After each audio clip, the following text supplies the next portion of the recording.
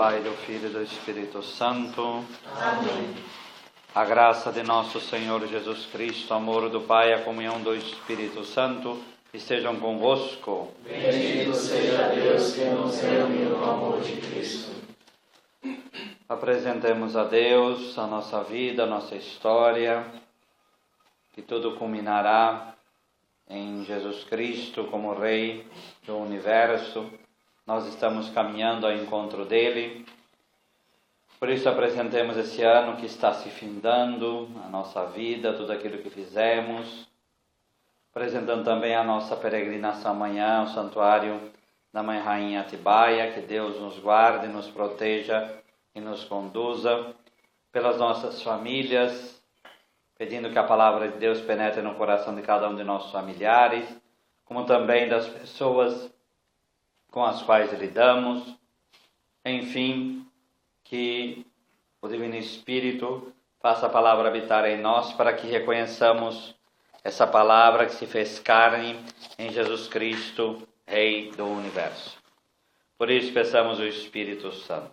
Ó vinde, Espírito Criador, as nossas almas visitai e enchei os nossos corações com vossos dons celestiais.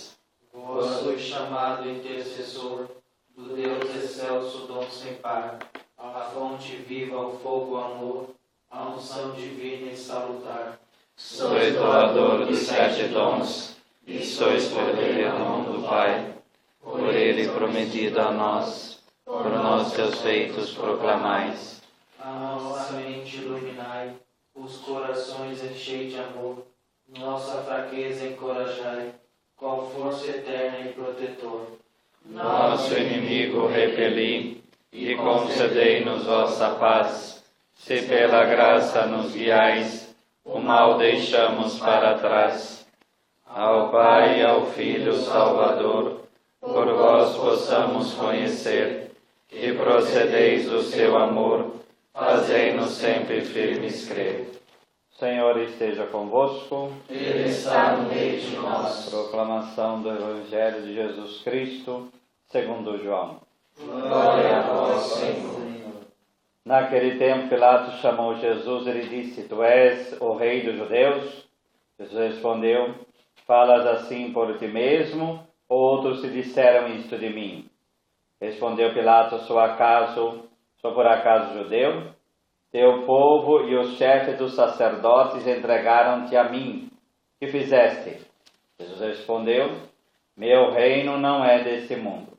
Se meu reino fosse desse mundo, meus súditos seriam combatidos, para que eu não fosse entregue aos judeus. Mas meu reino não é deste mundo. Pilatos lhe disse: Então tu és rei? Respondeu Jesus: Tu dizes, eu sou rei. Para isso nasci, e para isto vim ao mundo, para dar testemunho da verdade. Quem é da verdade, escuta a minha voz.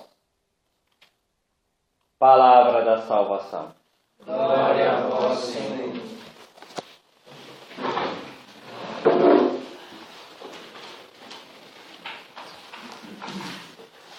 Então nós estamos caminhando para o final do ano litúrgico e a festa de Cristo Rei. Esse é o Evangelho do próximo domingo, né? É um Evangelho dentro do contexto da paixão, né? Então Jesus está preso, é levado a Pilatos, e Pilatos começa o seu interrogatório de Jesus. E aqui pega esse trecho aqui sobre o seu reinado, tá? Tu és o rei dos judeus. Então Jesus se declara ser rei e explica aí então a natureza da sua realeza. Esse é o contexto aqui. Essa declaração de que Jesus é rei, se a gente pegar nos outros lugares, ele não quer isto, né? É no contexto da paixão que ele deixa claro que ele é rei. Então vamos pegar João 6, versículo 15.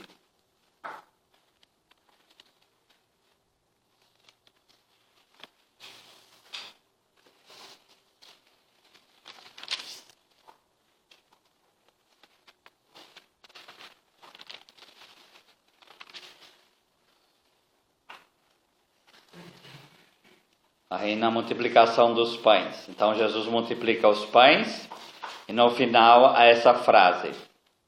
Jesus, porém, sabendo que viriam buscá-lo para fazer o rei, refugiou-se de novo sozinho nas montanhas.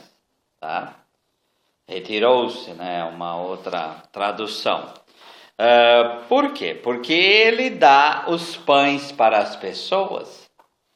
E, óbvio, quando a gente sacia alguém, essa pessoa ela vai querer colocá-lo como seu rei.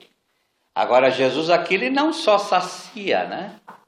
Ele saciou de modo milagroso. E que na cabeça de alguns poderia ser até mágico. E por isso que ele quer ser rei, mas não esse tipo de rei. Que tipo de rei seria esse? Seria um rei que saciasse a fome e a sede terrestre, da carnal. Né? Então, mas mesmo assim, ele saciou também carnal. Mas que rei é esse que dá as coisas para que, e a partir dessas coisas, o povo o venerasse? Ele escraviza esse povo. Um rei que, imagina uma pessoa que teria o poder de ficar multiplicando pães. Tá? O povo amaria essa pessoa, mas torna rei por quê? Porque é conveniente a mim que tu sejas rei. Deu a entender? Esse rei Jesus não quer ser. Vamos no capítulo 1, versículo 49 aí de João também.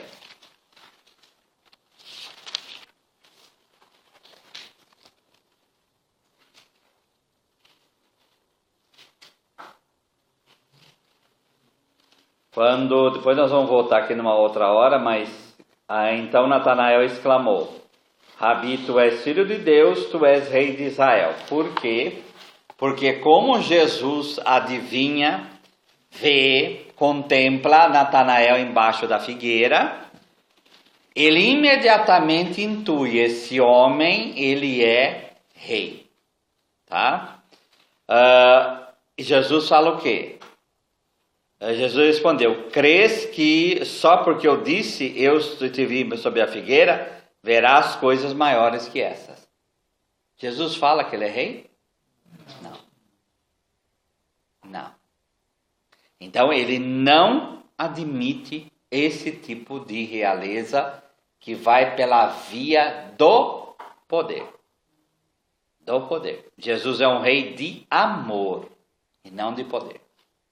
Por isso que quando Pilatos pergunta se ele é rei, ele fala, tu o dizes, e dá sentido assim, que ele não é rei, que é Pilatos que está falando que ele é rei. Não, tu dizes, eu sou rei, mas vamos ver, esse é o objetivo aqui, é esse. Vamos ver que tipo de rei Jesus é, tá? Porque a pergunta é, na cabeça de Pilatos queria ser um rei assim também, pode ter certeza disso. Misturando um pouco também, que reinado também tem a ver com política. Seria, no caso, a intenção do Lula com relação ao povo? Não só ele, qualquer um. Vamos pegar Mateus 20. O Lula, com esse negócio dessa renda mínima, ele cativou o povo do jeito que ele é visto. Sim. Como melhor. Sim. Mateus. Mas o problema não é nem esse, o problema é usar. Porque vamos colocar assim, eu poderia ter renda mínima, poderia ter Bolsa Família, Bolsa Escola, Bolsa qualquer coisa. Mas o uso disso, isso é antiético. Né? O povo não enxerga, ou a situação do povo é que leva a isso. Eu vi os especialistas jornalistas falando que Isso escraviza o povo e mantém o povo na miséria a vida toda. Porque o povo ele cresce, se enobrece e com o seu salário, com o seu sustento, com o seu emprego. E não, em primeiro lugar, com a educação. Tá? Com a educação. Agora, mantendo o povo com a renda mínima é manter o povo naquela situação bonitinha. Sim. Vamos lá, Mateus 20, versículo 25. Quando os filhos de Zebedeu queriam sentar à direita e à esquerda, nós vimos isso. Jesus diz, mas chamando-os disse, como que Jesus vê os governantes?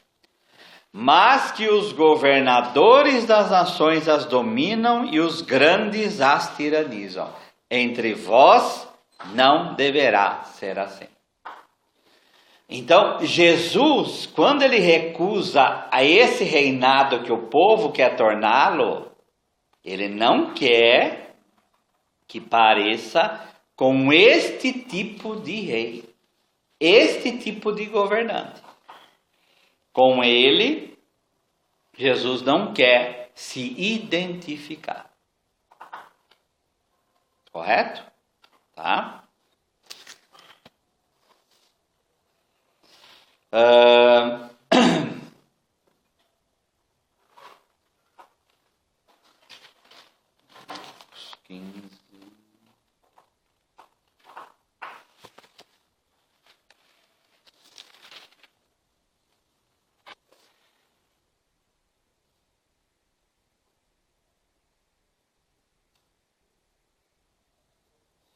Então, isso daí, tu está dizendo isso por ti mesmo. Vamos pegar Marcos 15, 2. Que é esse paralelismo que o Lucas estava falando.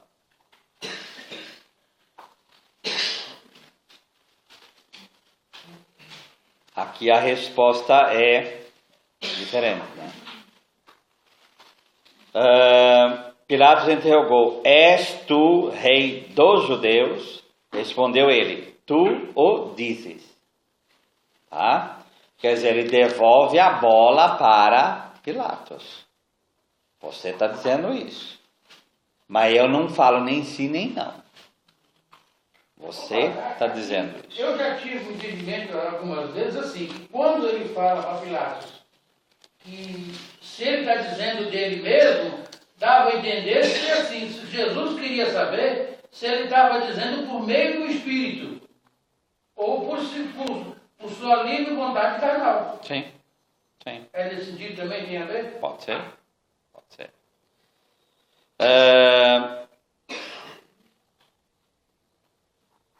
Vamos lá, vamos pegar o versículo 30 lá de João, tá? Que é um pouco anterior.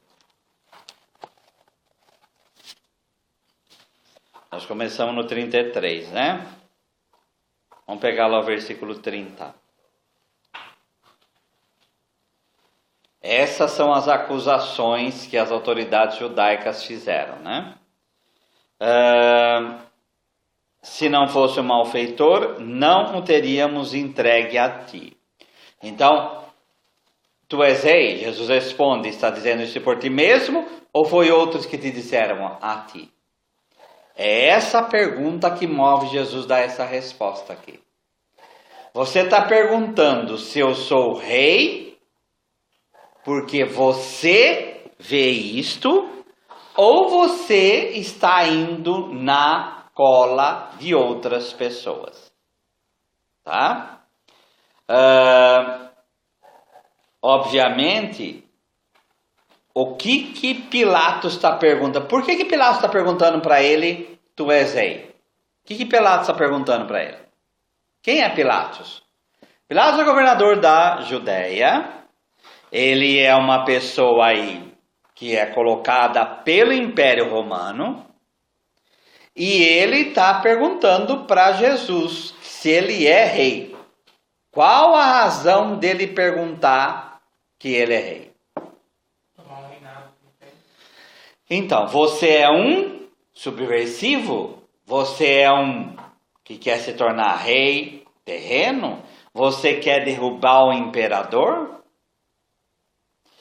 Mas Jesus devolve a pergunta falando, está dizendo isso por ti mesmo ou outros se disseram isto de mim?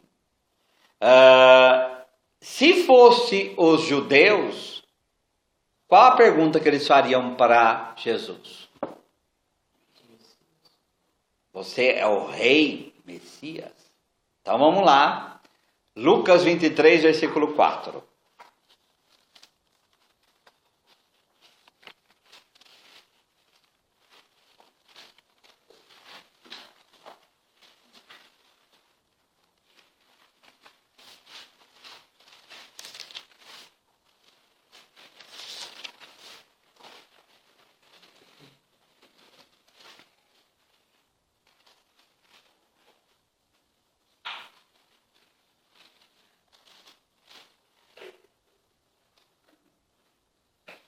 Pilatos disse então ao rei, ao chefe do sacerdote e às multidões: não encontro nesse homem motivo algum de condenação. Eles, porém, insistiam. Ele subleva o povo, ensinando por toda a Judéia, desde a Galiléia, onde começou, até aqui. Então, a acusação é que ele está insuflando o povo. Ele está levando o povo a verdadeiramente achar que ele é o Messias, tá? Vamos voltar lá no nosso capítulo.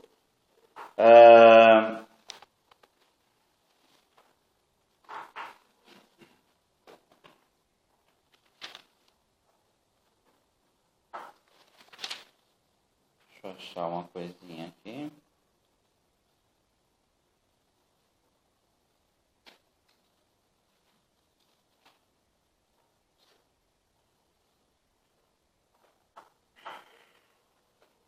Padre, ainda nesse versículo 23, no capítulo 23, no versículo 2, ele fala uma das acusações, que diz que não se paga impostos a César e pretendendo ser Cristo rei. Seria ungido, né? Um rei ungido. Porque o rei era ungido, né? O rei era ungido. Tá? Então vamos pegar lá. 2 Samuel. Segunda não, primeira, né? 1 Samuel 16.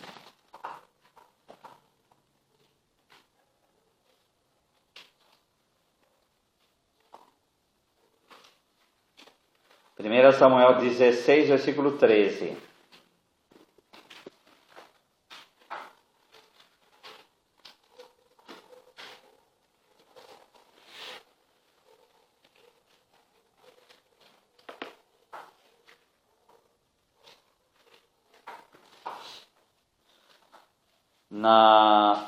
Quando ele fez aí então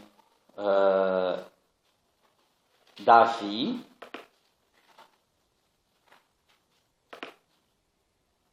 Samuel 16, 13.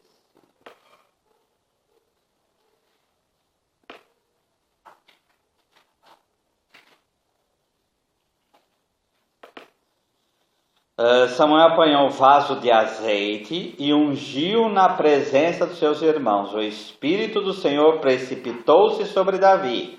Desse dia em diante, Samuel se pôs a caminho e seguiu para Ramá. Tá? O que quer dizer isso daí?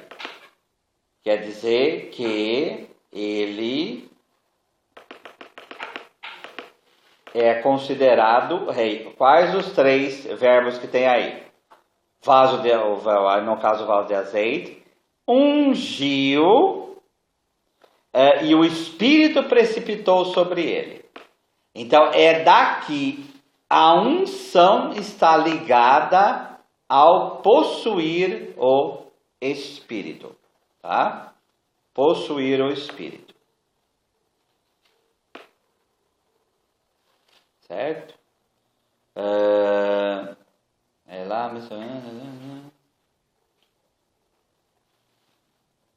Então, só por curiosidade, tá? Por isso que eu estava fuçando aqui.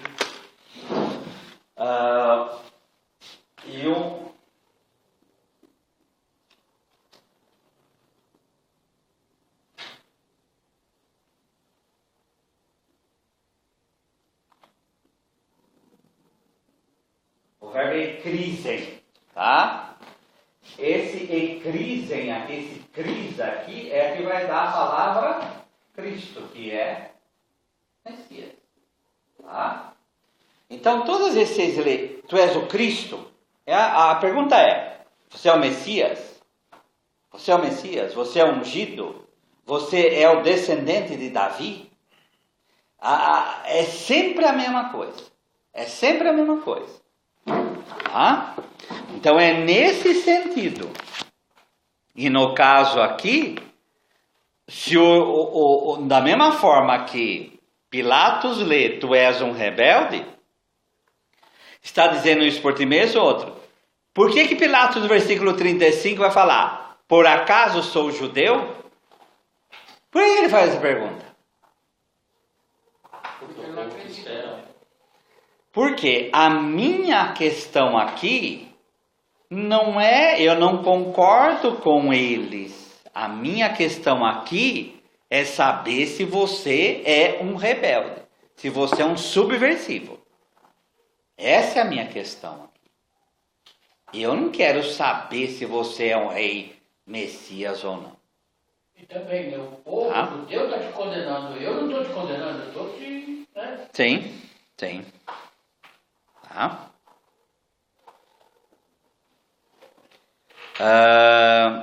A acusação, em primeiro lugar, é que ele é filho de Deus e, portanto, Messias. Então, vamos pegar João 10, versículo 36.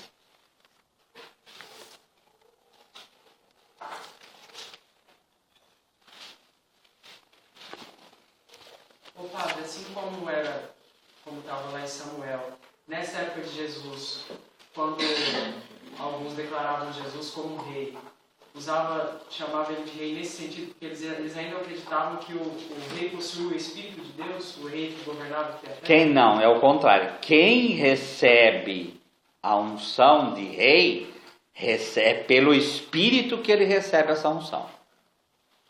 Por isso que o poder era considerado divinizado, quer dizer, quem tinha o poder é o contrário, tá? Aquele que o Pai consagrou e enviou ao mundo, dizeis blasfemas, porque disse, sou filho de Deus. Então, uma das acusações que os judeus faziam a ele é ele se declarar filho de Deus, tá? 10:36. Vamos pegar o 10.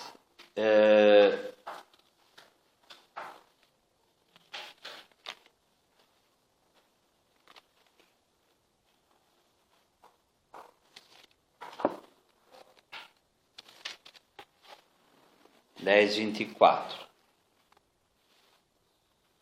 Os judeus então rodearam e lhe disseram: até quando nos manterá em suspenso? És o Cristo, dize-o abertamente. És ou não o Messias? É isso que eles estão perguntando. Eles não falam mais como aqui a Bíblia de Jerusalém, numa linguagem cifrada, mas insistentes, como em outras passagens, os judeus interrogam Jesus sobre a sua messianidade. Pergunta que nos evangelhos sinóticos o sumo sacerdote faz antes da paixão. Vamos pegar lá Mateus 26, 63. Era essa passagem que eu estava procurando antes.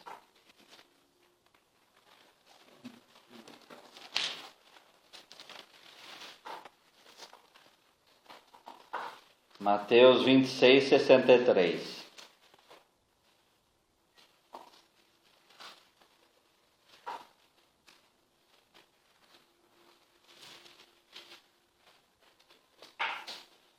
Aqui é outro tu dizes aqui, Mateus 26, 63, versículo 63. Jesus, porém, ficou calado. E o sumo sacerdote lhe disse: eu te conjuro pelo Deus vivo, que nos declare se tu és o Cristo, o Filho de Deus. Uma coisa se une à outra aí. Jesus respondeu: tu o dissestes. Aliás, eu vos digo que de hora em diante vereis o Filho do Homem sentado à direita do Poderoso e vindo sobre as nuvens do céu. Aí ele rasga a veste e proclama a blasfêmia. Tá? Então, por isso que Pilatos lá vai dizer: por acaso eu sou judeu? A minha questão aqui não é saber desse reinado de Davi, se é descendente de Davi, se é filho... Eu estou um pouco me lixando com isso.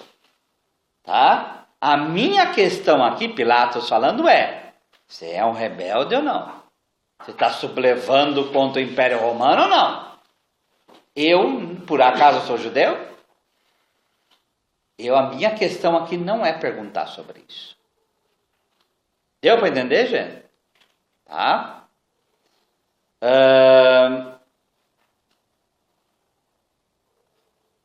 E aí é na paixão que vai mostrar a realeza dele, né? Vamos lá no versículo 35. Por acaso sou judeu? O teu povo e o sumo sacerdote se entregaram a mim. Que fizeste? Jesus respondeu: eu fiz isso, aquilo? Nunca se responde diretamente. O Evangelho de João é o tempo inteiro assim. A pergunta que o Pilatos faz é simples, não é? O que você fez? Eu fui lá, matei alguém, eu fui lá, fiz isso, aquilo.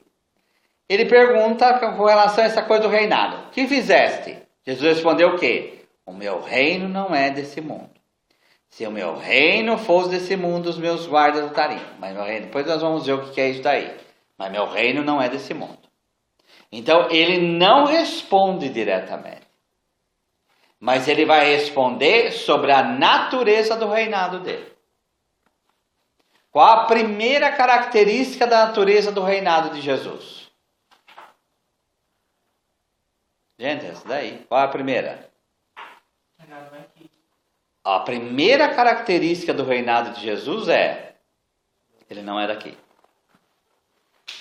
Então não tenta reduzir o reinado de Jesus para cá, porque você vai ter problema. Você vai ter problema. Então a coisa é clara. Mas não estou falando que ele é rei do universo. Ele é rei porque ele é senhor do universo. Mas não tenta reduzir Jesus a um rei terreno. Ele não é rei de poderzinho, vamos colocar assim.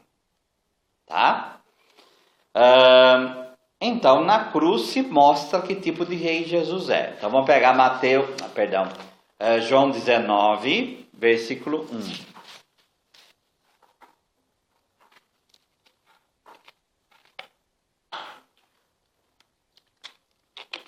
Pilatos, então, tomou Jesus e mandou flagelar. Os discípulos, tecendo uma coroa de espinhos, puseram-na em sua cabeça e jogaram sobre ele um manto de púrpura. Aproximando-se dele, diziam: salve, rei dos judeus, e o esbofeteavam. Tá? Então, essa é a natureza do reinado dele. Tá?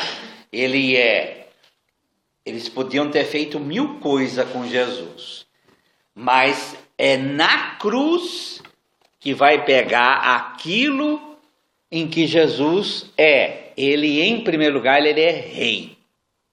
Tá? O que é o rei? O rei é aquele que serve. O rei é aquele que verdadeiramente conduz o povo. O rei é aquele que tenta salvar esse povo. Tá? Para se ver o seguinte, porque o interesse maior da condenação de Jesus seria o povo. Porque para Pilatos pouco interessava se ele estava ferindo o regime cristão ou as religiões judaicas ou não. Ele foi colocado ali pelo Império Romano. Então, para ele, se estava ferindo o berço da religião deles, dos judeus, pouca diferença fazia. Mas o problema de Pilatos eu não quero confusão. Porque se tiver confusão, eu vou ter que pagar por isso. Pilatos falando. Então ele não quer a razão porque ele entrega a Jesus é uma só. Eu não quero confusão. Então eu prefiro entregar esse homem, mesmo injustamente, mas para eu não ter sublevação. Aquela frase, né? Se você considerar ele como inocente, você é inimigo de César. Porque ele se declara rei. É nesse ponto que Pilatos fala, acabou. É que até mesmo porque Pilatos tem poder de opressão sobre aquele povo. Então, mas aí depois, se começa a confusão, o imperador tira. Tá? Então ele quer ficar em paz. Tá? Então colocam a coroa de espinhos, que é uma humilhação além de ser uma dor. Jogam por ele um manto de púrpura, pega lá um pano avermelhado e joga sobre ele, tá? E salve, não o nosso rei. Salve o rei dos judeus. Dos judeus. Tá? Olha que tipo de rei você é. Então vamos pegar o versículo 12. Daí em diante procurava libertar, é a frase que eu disse. Mas os judeus gritavam: se o soltas, não és amigo de César, que é o imperador romano. Tá? Todo aquele que se faz rei opõe-se a César. Tá? Então ele está falando o quê? Esse Jesus, ele se fez rei. E quando foi isso? Vamos pegar lá atrás que fica...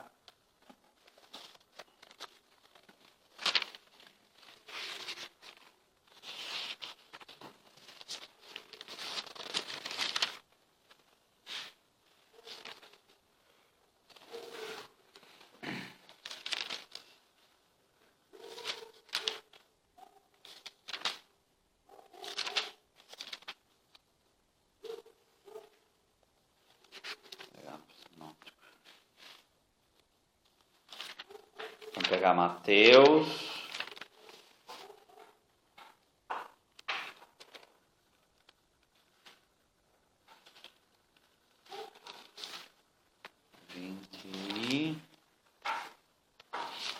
Até a folha está grudando.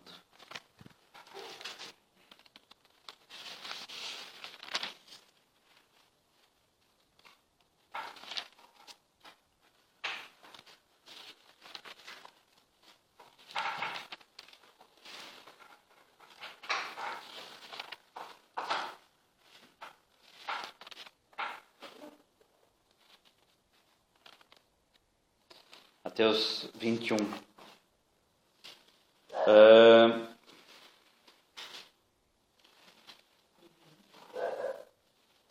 Dizendo-lhe, ide ao povoado aí em frente, Mateus 21, 2. E logo encontrareis a jumenta amarrada e com ela o jumentinho. Né? Então, não precisamos ir lá, mas na 1 Reis 1, 26 é a mula de Salomão. Tá? No grupo de estudo que a gente estuda Zacarias 9, 9, que é quando fala essa coisa do jumento, e a minha professora falando lá, né? Por que tinha que falar jumento, filho de uma jumentinha? Por que vocês acham que coloca isso? Foi uma coisa lá que eu aprendi que não sabia também. Por que tem que falar jumento, filho de uma jumentinha?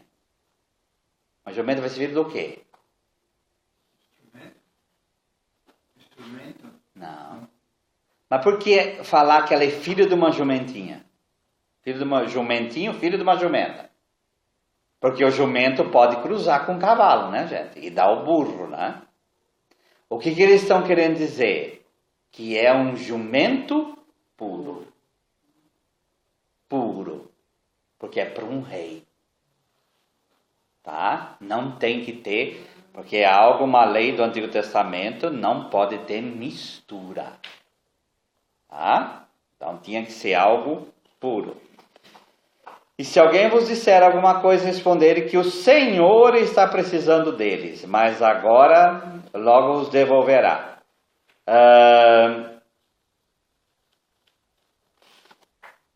Versículo 8, numerosa multidão estendeu as vestes pelo caminho, enquanto outros cortavam ramos das árvores e espalhavam pelo caminho. As multidões que o precediam e os que o seguiam gritavam: Hosana ao filho de Davi, bendito que vem em nome do Senhor, Hosana no mais alto dos céus. Tá? E entrando em Jerusalém, a cidade inteira agitou-se e dizia: quem é este? As multidões respondiam: este é o profeta Jesus, o de Nazaré da Galileia. Quando ele entra no domingo anterior à sexta-feira, ele declara perfeitamente que ele é rei. Por isso o burburinho todo vai cair na sexta-feira. Porque ele se declara, não pela boca, gente. Ele declara pela atitude. Ele é rei. Ele é rei. Tá? Vamos voltar lá no João 19. Tá? Por isso que eles podem, no 12 aqui, se solta eles, é um amigo de servo. Todo aquele que se faz, repara que eles não falam aqui, todo aquele que fala, se declara rei. Jesus se declarou rei, ele se fez rei. Porque quando ele entrou com o jumentinho e ele aceitou as honras do povo, ele se fez rei. Tá? Vamos pegar no versículo 15.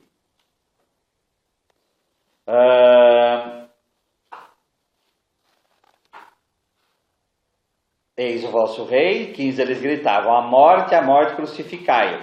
Disse-lhe Jesus: crucificarei o vosso rei? Os chefes sacerdotes responderam: não temos outro rei a não ser César. Tá?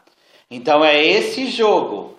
Nós não aceitamos ele como rei. Nós preferimos nos submeter a César do que tê-lo como rei. Tá? 40 anos depois, Jerusalém é arrasada pelo mesmo César. Mas tudo bem. Não é esse, o imperador é outro, mas enfim. Por César, né? Pelo imperador romano. 19, versículo 19. Pilatos redigiu também. Esse é o centro da coisa, né? Porque agora não é mais diálogo, agora é escrito. Pilatos redigiu também um letreiro e fez colocar sobre a cruz. Nele estava escrito: Jesus Nazareu, o rei dos judeus. Então agora vem uma placa escrita pelo representante do imperador da época, escrevendo: Jesus Cristo, ele é um rei dos judeus. Jesus de Nazaré, rei dos judeus.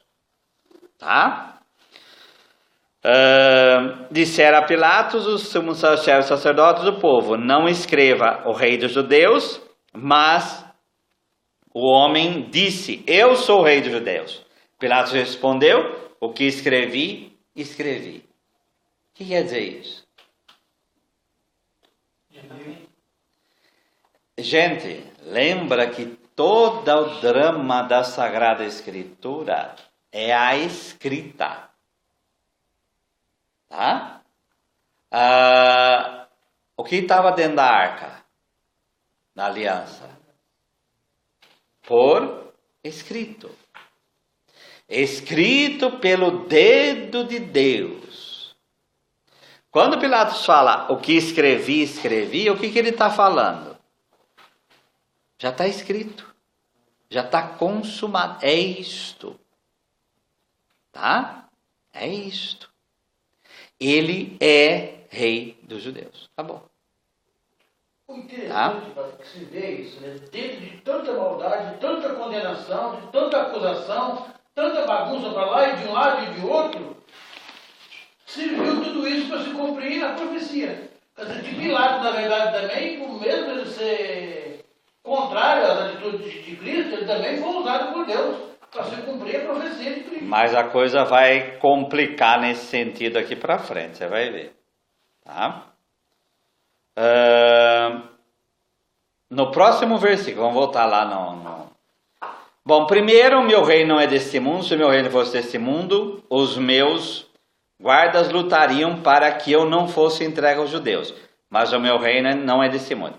Então, 3 vezes, 3 na Bíblia é vida, tá? Então, eu sou o caminho, a ressurreição e a vida. Meu reino, ele não é desse mundo. Se meu reino fosse desse mundo, os meus guardas lutariam para que eu não fosse entregue aos judeus. Mas o meu reino não é daqui, tá? Vamos pegar Mateus 26, 53.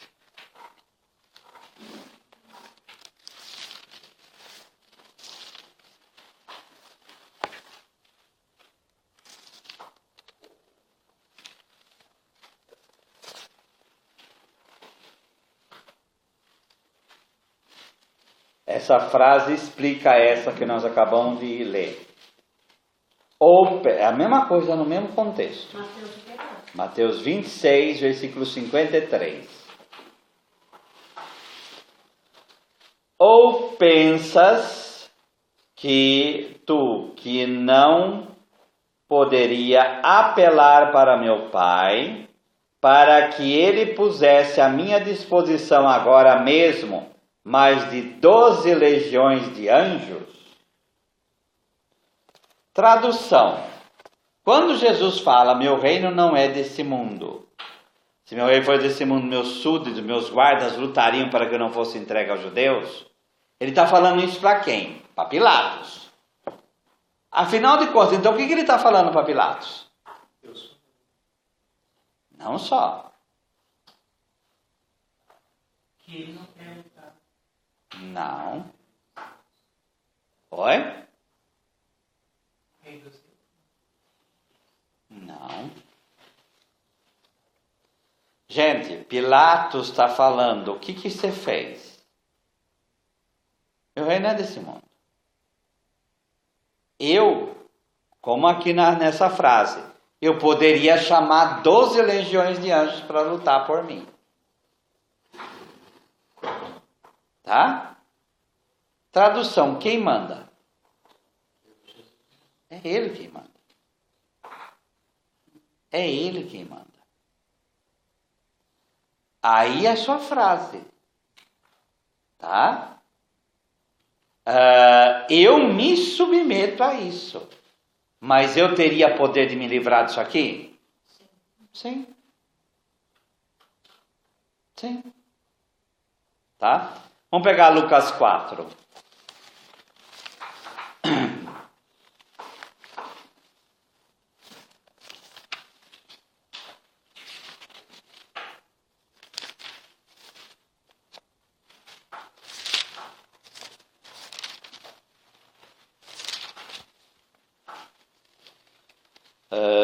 Tem toda a cena de Jesus na sinagoga, tá? Versículo. Espera aí, deixa eu achar aqui.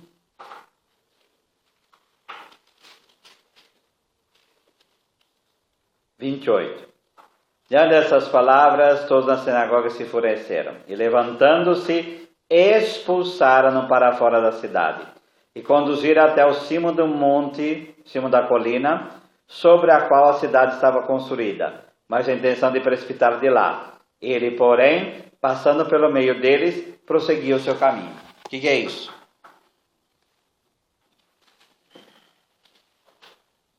O que é isso? Eles foram, ele falou dos judeus, tá? Colocou a situação, mas eles foram para a colina para jogar lá de lá de cima. Ele simplesmente passa na multidão e vai embora. O que quer dizer isso? A hora não chegou. A hora que a hora vir, aí vai acontecer. mas não. Tradução é quando eu quiser. Então, o que passou no meio do povo, ninguém pegou ele, né? Então, porque não é a hora. Não é a hora. Tá? Uma leitura mais espiritual é o Cristo morto ressuscitado. Ninguém segura, né? Ninguém segura. Tá? Então, o protagonista não é Pilatos. O protagonista é Jesus. É ele quem está conduzindo esse processo. Tá? É ele quem está conduzindo. Certo? Vamos lá. Voltando lá. Pilatos disse a Jesus: então tu és rei? Jesus respondeu: agora vem. Tu dizes: eu sou rei. Eu nasci e vim ao mundo para isso, para dar testemunho da verdade. Todo aquele que é da verdade escuta a minha voz. Tá? O que isso tem a ver com a história? Em primeiro lugar, tanto és rei, tu o dizes, eu sou rei. Não podia parar por aí como foi lá nós vimos em Mateus? Não, continua. Eu nasci e vim ao mundo para isto. O que é isto? A razão do meu reinado. E a razão do meu reinado é dar testemunho da verdade. Quem ouve as minhas palavras, esse é realmente, escuta a minha voz. Esse é o meu discípulo. Esse é o meu súdito, né? Tá? Vamos pegar agora 2 Samuel 14, versículo 17.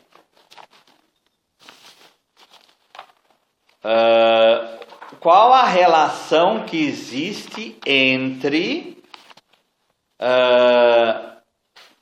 reinado e verdade?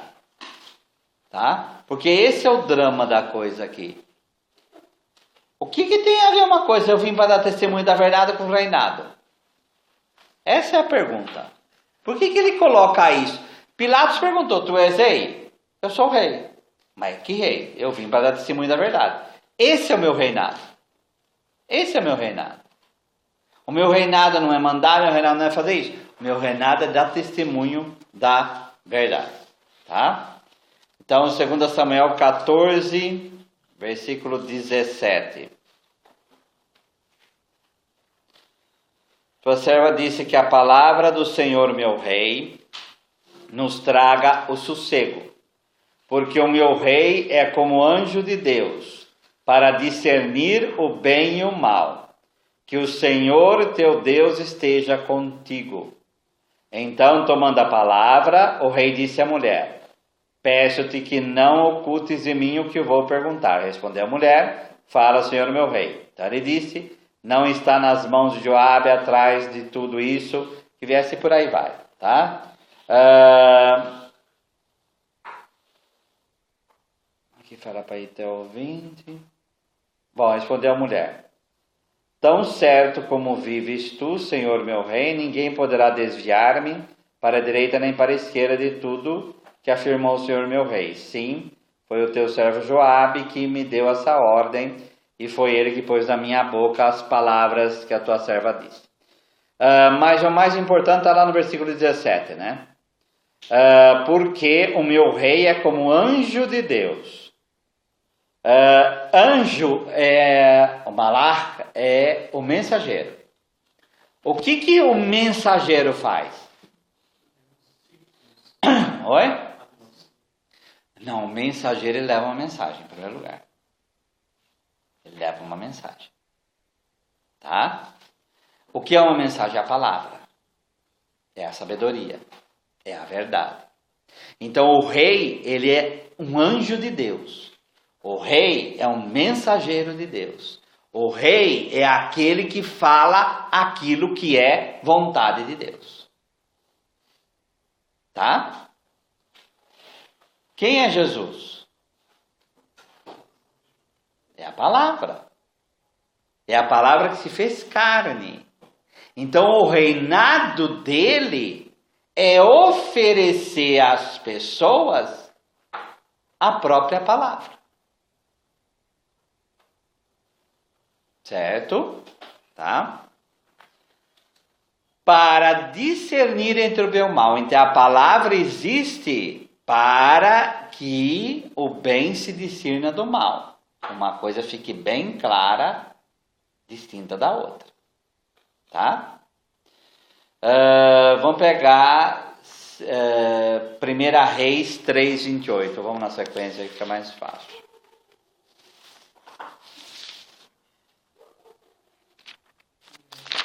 É o próximo livro. 1 Reis 3:28.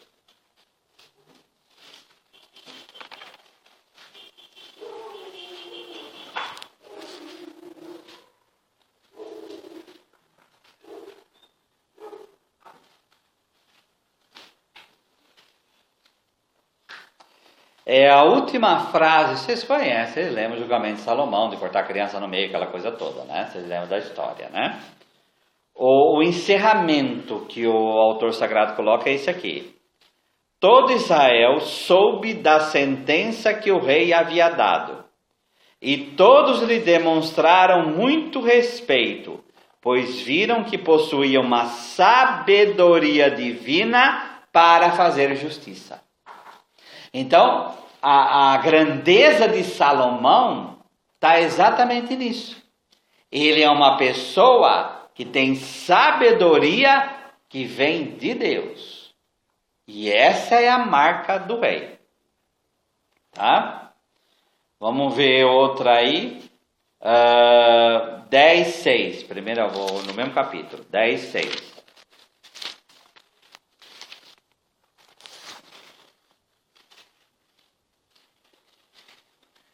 E disse ao rei, realmente, aí a visita da rainha de Sabá, que vem ver a sabedoria de Salomão, realmente era verdade quanto ouvi na minha terra a respeito de ti e da tua sabedoria. Então, a história da rainha de Sabá é o quê? Ela vem de um país distante, não para ver a riqueza nem o esplendor de Salomão, mas para ouvir a sabedoria de Salomão. Tá? Vamos pegar 2 Crônicas.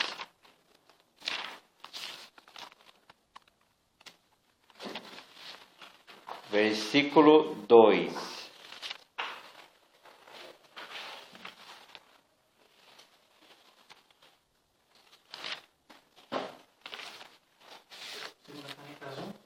Não, 2 Crônica, capítulo 2, versículo 12.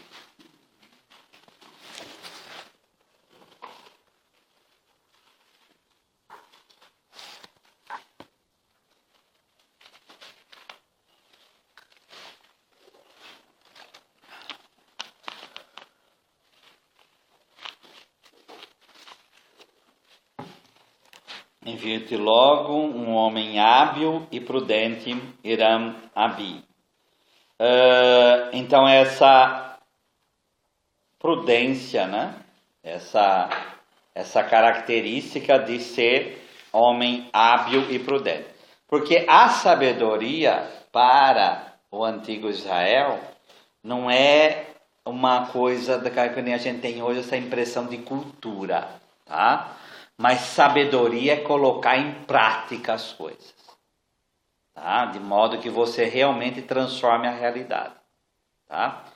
No mesmo 2 Crônicas, vamos pegar capítulo 9, versículo 22.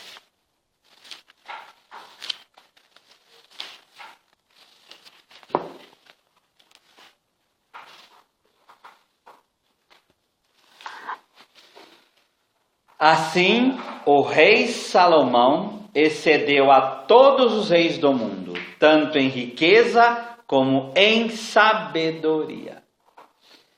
Se Jesus lá declara, eu sou rei, a minha razão do meu reinado é testemunhar a sabedoria, testemunhar a verdade, fazer com que essa verdade, ela realmente apareça e triunfe.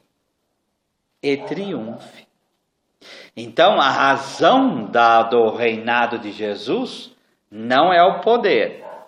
A razão dele é testemunhar a verdade. Tá? Só que esse testemunho da verdade, ele não é só aqui. Ele invade o mundo e o escatológico também. Vai pelo futuro. A realeza escatológica que Jesus inaugura no mundo, nesta hora, não recorrerá à violência, segundo a vontade do Pai que lhe confiou a sua missão.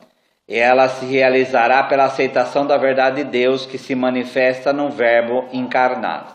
Então vamos pegar João 14, versículo 6.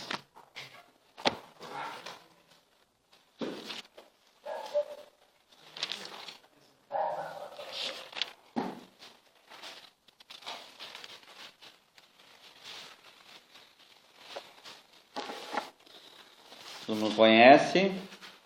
Disse-lhe Jesus: eu sou o caminho, a verdade e a vida. Ninguém vem ao Pai senão por mim.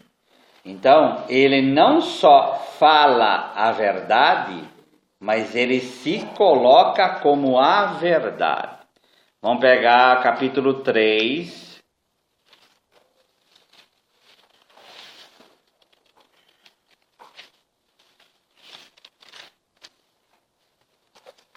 Versículo 11. Em verdade te digo, falamos o que sabemos e damos testemunho do que vimos, porém não acolheis o nosso testemunho. Tá? E o testemunho do quê? Daquilo que é a verdade. Tá?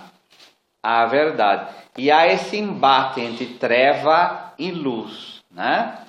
E nesse embate entre treva e luz, acontece esse problema todo aí. Tem texto, às vezes, que a gente lê, que na Bíblia acontece, aparece a verdade ou a sabedoria. Quando a gente está lendo, dá a entender que essa verdade, essa sabedoria, ela se demonstra como uma pessoa. Quer dizer, nesse sentido, né? Porque ele se declara como verdade, como você não sabe. Mas não é só ele. Vamos pegar a famosa passagem.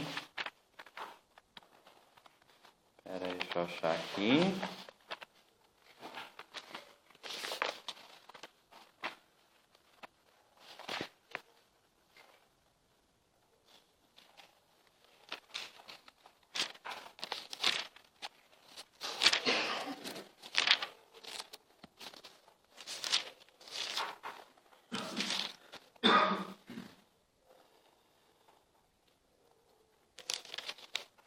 Pega Provérbios capítulo 8, versículo 22.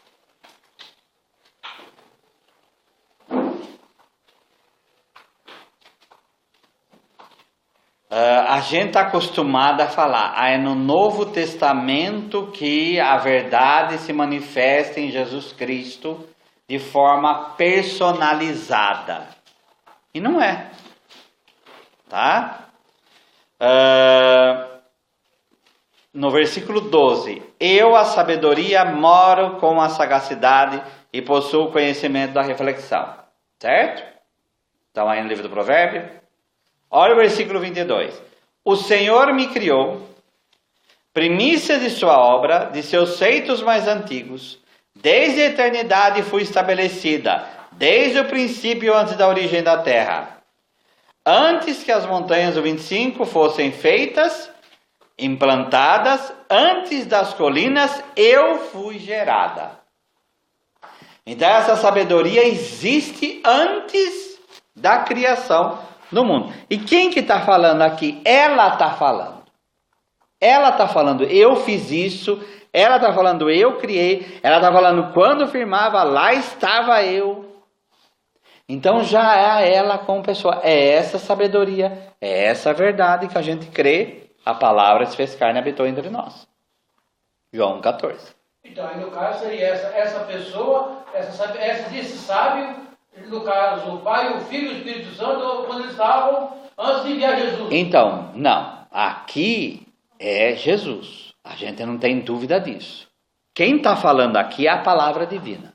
Quem está falando aqui é a sabedoria. Quem está falando aqui é o próprio Jesus. A gente chama Jesus depois que encarna, né? Nós vamos colocar aqui a segunda pessoa. Depois da encarnação que ele começa. Ele vem Então. e depois manda o Espírito. Sim. Mas já existia antes. E aqui é um dos referenciais disso acontecer. Tá? Eu vim para dar testemunho da verdade. Porque João 14,6, eu sou a verdade. Jesus se declara. Ele não vem falar só a verdade, ele é a verdade. Ele falou isso, né? Eu sou o caminho, a verdade e a vida, né? A gente está acostumado a falar, eu sou o caminho, né? Mas a gente podia traduzir assim, né? Eu sou o caminho, eu sou a verdade e eu sou a vida. Tá? Então ele é a verdade. Tá? Ele é a verdade. Que interessa para muitas religiões. Tá? Ou deturpa, né? Ou deturpa. Vamos pegar João 8.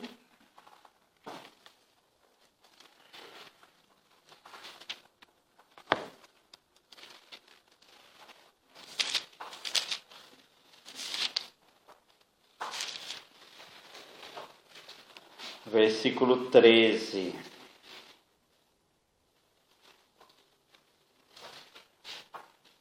Essa questão do testemunho, né? Embora eu dê testemunho de mim mesmo, meu testemunho é válido porque sei de onde venho e para onde vou.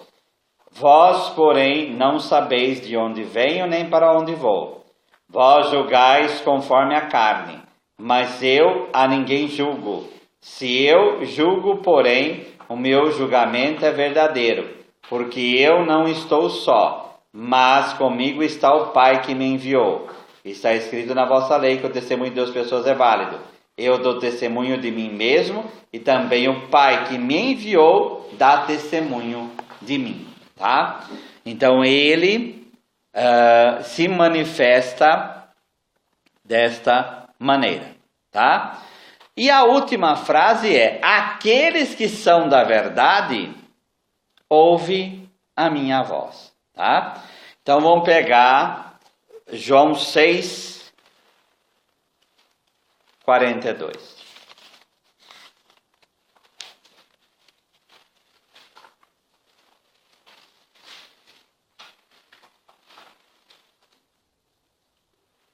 Aqui é outro contexto, né? E diziam: este não é Jesus, o filho de José, cujo pai e mãe conhecemos? Como diz agora, eu desci do céu? Porque eles não aceitam aí Jesus como a verdade. Eles põem empecilho naquilo que eles viram, tá? E aí param nisso e não conseguem ir à frente, tá?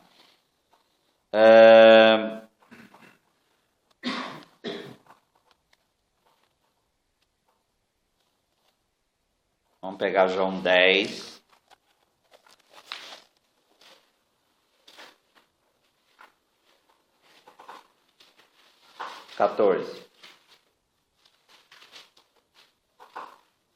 Eu sou o bom pastor. Conheço as minhas ovelhas e as minhas ovelhas me conhecem. Como o Pai me conhece, eu conheço o Pai, eu dou a minha vida pelas minhas ovelhas. Tá?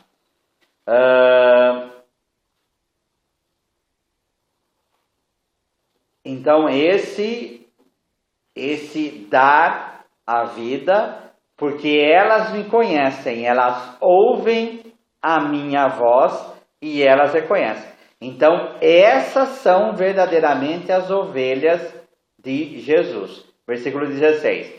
Tenho ainda outras ovelhas que não são desse redil. Devo conduzi-las também. Elas ouvirão a minha voz. Então haverá um só rebanho e um só pastor.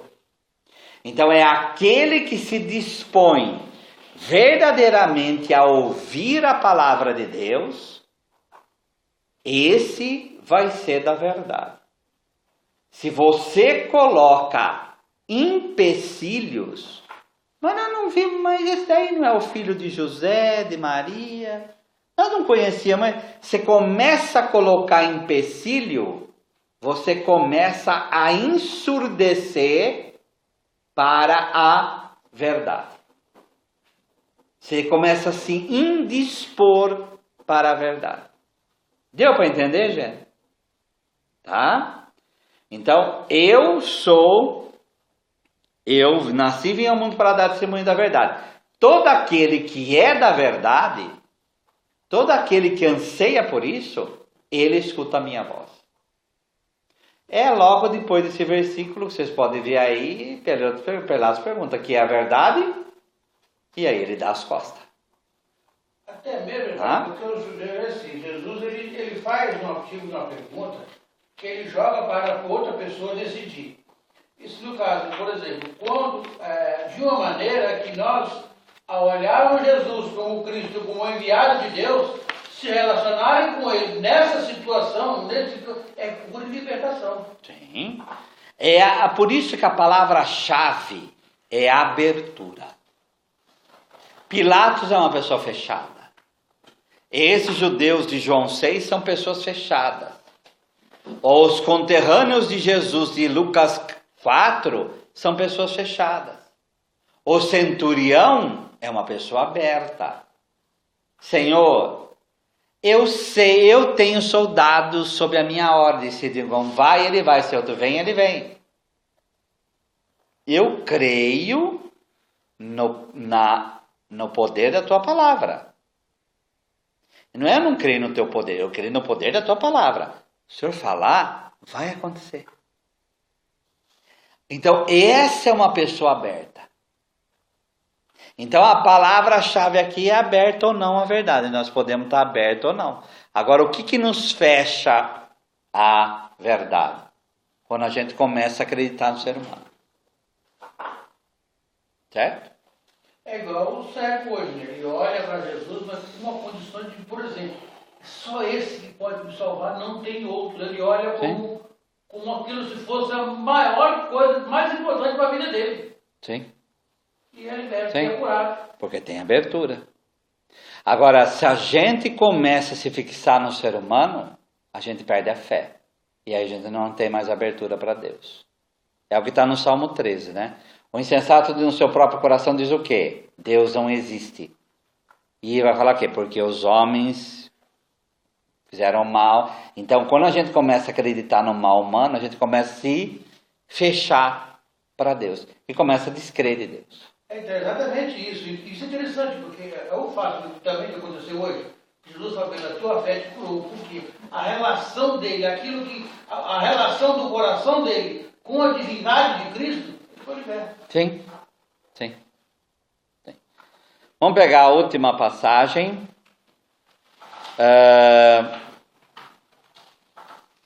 Êxodo 19:5. Que aí é o próprio Deus falando, né?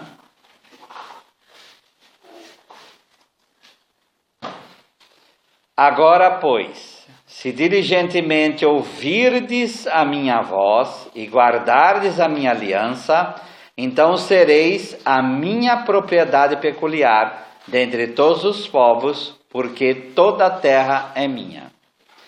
O primeiro critério é ouvir a voz.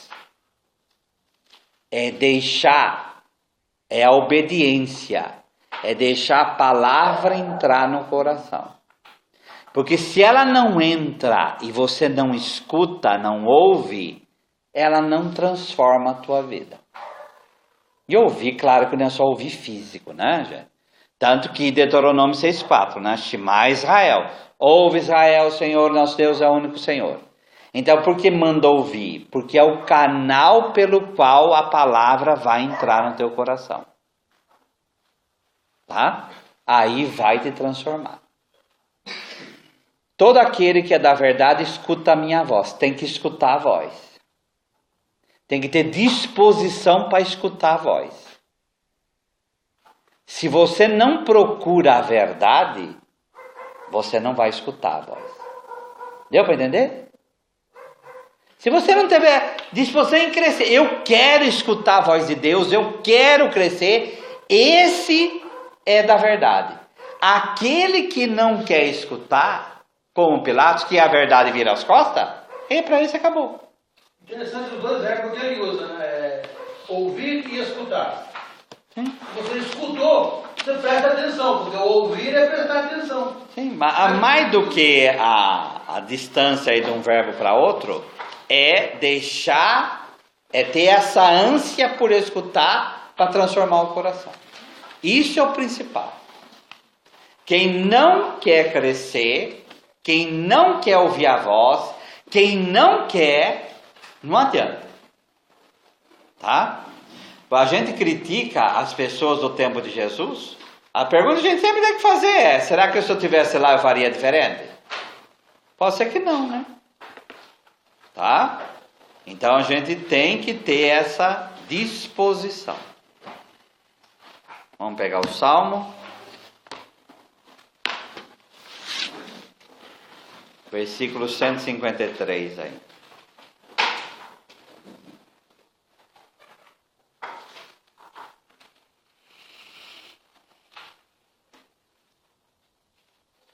Atenta para a minha aflição, e livra-me, pois não me esqueço da tua lei. Defende a minha causa e liberta-me. Vivifica-me segundo a tua promessa. A salvação está longe dos ímpios, pois não procuram os teus decretos. Muitos, Senhor, são as tuas misericórdias. Vivifica-me segundo os teus juízos. São muitos os meus perseguidores e os meus adversários.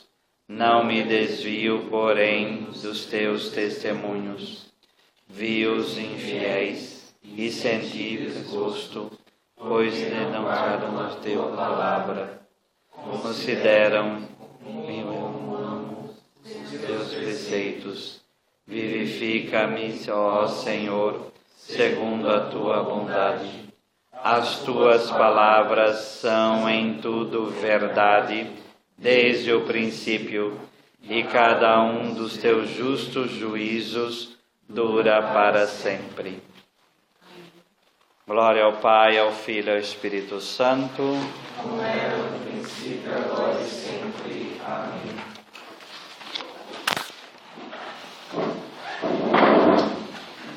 Agradecidos pela palavra que o Senhor nos dá, rezemos a oração que o Senhor Jesus nos ensinou. Pai nosso que estais nos céus, santificado seja o vosso nome. Venha a nós o vosso reino. Seja feita a vossa vontade, assim na terra como no céu. O pão nosso de cada dia nos dai hoje.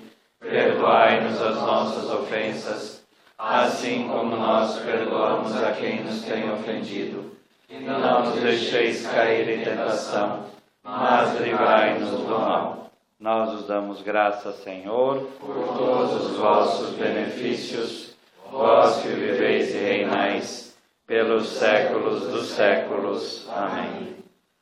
Nossa Senhora da Divina Revelação, rogai por nós. São Jerônimo, rogai por nós. O Senhor esteja convosco. Ele está no meio de nós. Abençoe-vos Deus Todo-Poderoso, Pai e Filho e Espírito Santo. Amém. Glorificai o Senhor com vossas vidas e deem paz, que o Senhor vos acompanhe.